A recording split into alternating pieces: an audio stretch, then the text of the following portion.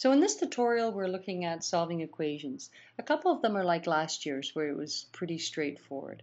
Remembering that the idea is to get all the x's on one side of the equal sign and the numbers on the other.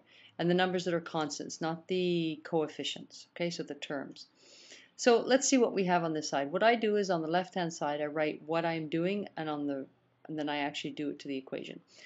So remember, whatever you do to one side, you have to do the other.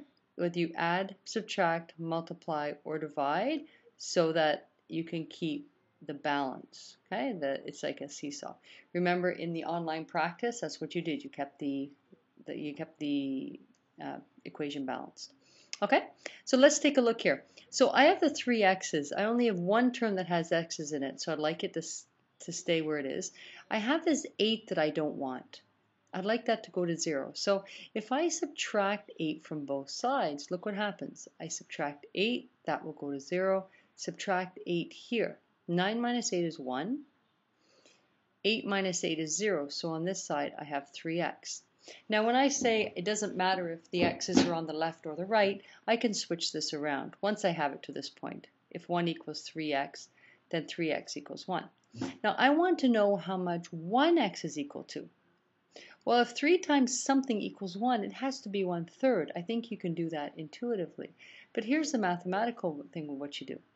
You take a look at how many x's you have. I have 3. You divide it by 3, and you divide both sides by 3, because whatever I do to the left, I must do to the right. Now, what you know about dividing monomials, you know you simplify the coefficients. That becomes 1. So you end up here with 1x equals, and on the right is 1/3, and you can leave it as a fraction. Do not try and change that to decimal 33333. Okay, fractions are absolutely fine to leave. Okay, taking a look at example number 2. This is a little different. Make sure that when you look at examples, see if you can simplify first.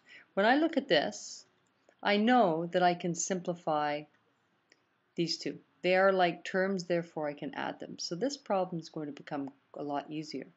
So if I rewrite it, negative 20 equals negative 10x. Negative 4 minus 6 is negative 10. Now I'm going to divide by the coefficient of the x. Divide by negative 10, divide by negative 10. I end up with 2 equals negative 10 divided by negative 10 is x. 2 equals x. Well, the x's are on the right, I can turn them around and put them on the left. So there we have x equals 2. Okay, looking at the next problem. A little bit difficult, more difficult each time. So this one, always make sure that you simplify before you do anything else. And if you notice, I'm writing each line the same as the one above it, but just a bit more simplified. So I have to simplify this, get rid of the brackets. Negative 4 times negative 6, x is 24x. Negative 4 times negative 3 is positive 12. Now I can follow up with my simplification. I have 24x's. I have this 12 that I don't want. So to get from 12 to 0, I subtract 12. I actually end up subtracting 12 from both sides because you have to keep it even. This side gives me 0, and that's okay. 0 is absolutely fine. 24x plus 12 minus 12 is 24x. I'm going to turn this around. I can do that without any problem. So I'll do exactly the same things I did before. I'm going to divide by the coefficient of x, divide both sides by the coefficient of x. There you have it, 24, 24, x equals 0 over 24, which is 0.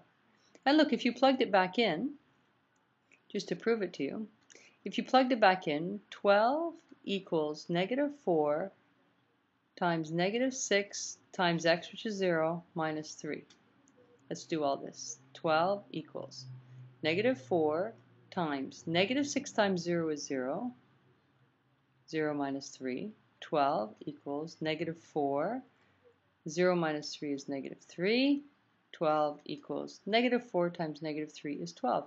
There you go. The only number that x can be is 0 in order to make this equation true. Okay, example 4, a little more difficult again. When you look at these, you have to make sure that you simplify. Actually, I'm missing the rest of the problem. This actually says equals 43. Okay, that's the original problem. Okay, so let's take a look. Simplify first before you do anything. This gives me, and I'm not putting an equal sign down here because the equal sign is now in the middle.